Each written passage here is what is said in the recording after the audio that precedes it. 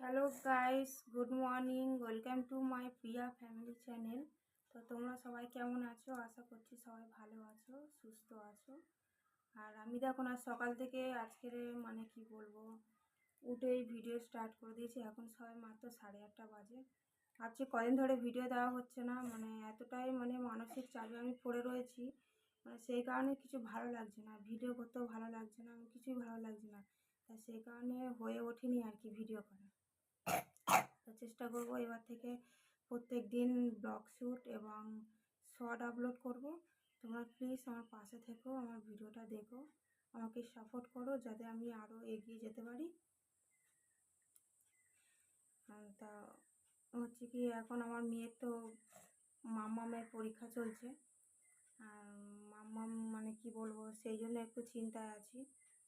আর এই পরীক্ষার সময় হচ্ছে মেয়েটাকেও কি বলবো, টিউশন ছাড়িয়ে দিতে হলো, একটা বড় প্রবলেম হয়ে গেছে। সেই কারণে ওর আন্টিকে ছাড়িয়ে দিলাম,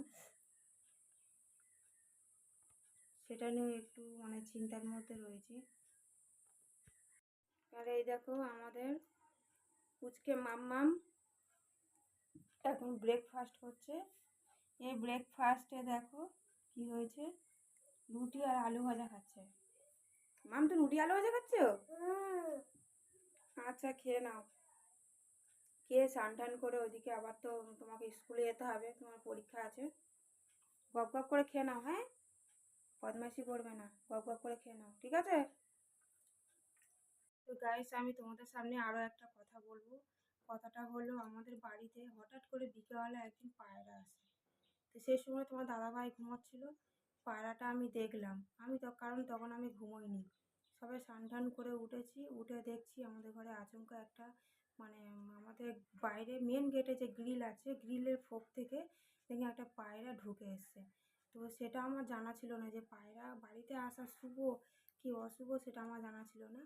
আর কিন্তু জানা ছিল না বলে একটা ভুল করে ফেলেছি। তোমার দাদাভাইকে আমি বলেছিলাম যে পায়রা বাড়িতে আসা এরকম শুভ কি অশুভ সেটা তো জানা নেই, তোমার দাদাভাইয়েরও সেটা জানা নেই। তো যেহেতু তোমার দাদাভাইকে আমি বললাম যে পায়রাটা তুমি একটা কাজ করো, ছেড়ে দিয়ে আসো। সেই পায়রাটাকে তোমার দাদাভাই দূরে কোথাও গিয়ে ছেড়েও দিয়ে এসেছিলো। এমনকি সেই পায়রাটা কী করেছে, সারা রাত বাইরে ছিল, এবার থাকার পরে রাত্রিবেলা আবার আমাদের বাড়িতেই রিটার্ন চলে এসছে।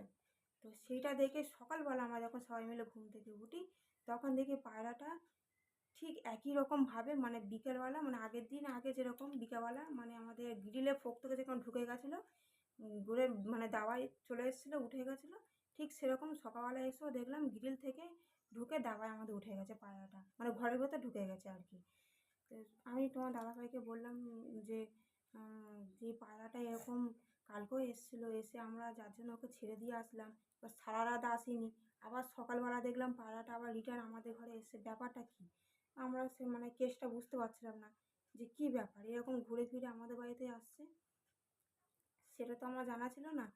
তো যাই হোক, অতটা বুঝতে পারিনি, আর তোমার দাদাভাইও জানে না। তোমার দাদাভাইকে বললো আমাদের তো রাখার জায়গা নেই, খাঁচা থাকলে পায়রাটাকে আমরা বাইরে বের করে দিতাম না, অন্য কোথাও দূরে কোথাও ছেড়ে দিয়ে আসতাম না। যেহেতু খাঁচা ছিল না বলে আমি তোমার দাদাকে বলেছি যে পায়রাটাকে ছেড়ে দিয়ে আসো, তো সেই কারণে দূরে কোথাও গিয়ে ছেড়ে দিয়ে এসছে। ওখান থেকে একজন আমাদের চেনাশোনা একজন দাদা, সে বলল বাড়িতে পায়রা আসা খুব শুভ, তোদের বাড়িতে এরকম এসছে, তোরা এটা রিটার্ন বাইরে ছেড়ে দিচ্ছিস, ওটাকে ছেড়ে দিচ্ছিস, এটা কিন্তু বাড়িতে পায়রা আসা খুবই শুভ, তোরা এটা ঘরে রেখে দে। তা সেখানে তোমার দাদাভাই বললো আমাদের তো ঘরে খাঁচা নেই, রাখবো কোথায়? তাই সেই কারণে পায়রাটা এমনি আমরা বাইরে ছেড়ে দেওয়ার জন্য নিয়ে এসেছি। তো ওখান থেকে আবার একটা দাদা কী করলো, ওই পায়রাটা নিয়ে তার বাড়িতে নিয়ে চলে গেলাম। তো তো ফ্রেন্ড, তোমাদেরকে আমি দেখাবো পায়রাটা ঠিক কী করছে। পায়রাটাকে অবশ্য আমি খেতে দিয়েছিলাম কি মুড়ি আর বিস্কুট, আমার তো জানা ছিল না যে পায়রা কী খায়। পরে জানতে পেরেছি যে পায়রা ধান খায়, গম খায়, এইসব জিনিস খায় আর কি। পায়রাটাকে জলও দেওয়া হয়েছে, সেদিকে জলও খাচ্ছে না, বিস্কুট দিয়েছে বিস্কুটও খাচ্ছে না, খালি মুড়ি খাচ্ছে। ওই টুকু টুকু করে মুড়ি একটুখানি গুঁড়ো করে দিয়েছিলাম, ওই মুড়িগুলো খাচ্ছে। তাই তোমাদেরকে দেখাবো পায়রাটা কী করছে, পায়রাটা ঠিক কেমন তোমরা দেখতে থাকো। তো গাইস, তোমাদেরকে আমরা ফাইনালি পায়রাটা দেখালাম। তো তোমরাই আমাদেরকে কমেন্ট করে বলো যে পায়রা বাড়িতে আসা শুভ না অশুভ। প্লিজ তোমরা আমাদেরকে একটু কমেন্ট করে জানাও, কারণ আমরা তো জানিও না, বুঝতেও পারছি না। যাই হোক, ভিডিওটা তোমাদের যদি ভালো লেগে থাকে অবশ্যই লাইক কমেন্ট শেয়ার করে আমাদের পাশে থেকো। তো চলো টাটা, দেখা হচ্ছে নেক্সট ব্লগে।